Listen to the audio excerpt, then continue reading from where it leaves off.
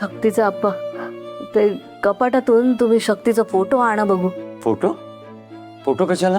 आणा ना, तुम्हाला सांगितलं तर. विजयालक्ष्मी, अगं पुन्हा पुन्हा तोच तोच विचार करत बसू नकोस ग. अयो, आणा ना शक्तीचा आप्पा फोटो. ठीक आहे देतो.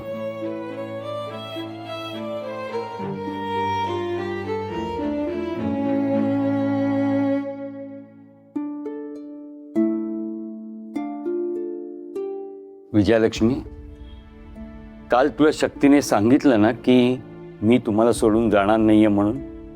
मग तू का टेन्शन घेतेस? हे बघ, हे असं टेन्शन घेते आणि स्वतःच्या तब्येतीकडे लक्ष देत नाहीयेस. काल तू काही खाल्लंही नाहीयेस. आली ना चक्कर? शक्तीचा आप्पा, तुम्हाला माझं मन आणि माझं दुःख नाही कळायचं. मला नाही कळणार? विजयालक्ष्मी, खरंच तुला असं वाटतंय?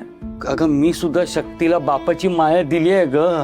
त्यामुळे मला आईची माया आणि आईची काळजी नाही कळणार का?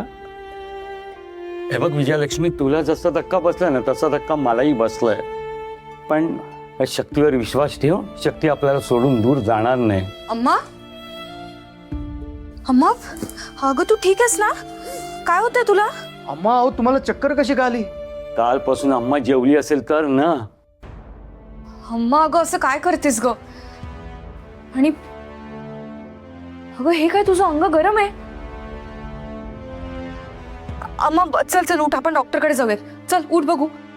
शक्ती, हे बघ, डॉक्टरकडे जायची काही गरज नाहीये. मी बरी आहे बघ. तू इकडेच बस. तू इथून हलूच नकोस बघ. तू माझ्या जगण्याचं टॉनिक असतेस बघ. बरं अम्मा, मी इथेच बसली. हा, नाही जात मी कुठेच. कुठेही नको जाऊ शकते. ती लोक तुला माझ्यापासून दूर घेऊन जात आहे. नाही, हे असं नाही घडायला पाहिजे. मी तुला कुठेच जाऊ देणार नाही. तू इकडेच राहा. तू कुठेच जाऊ नकोस. मी नाही जाऊ देणार तुला कुठे. शक्ती, कुठे नाही जाऊ देणार. शक्ती, काय झालं? कसला विचार करतेस? अप्पा ते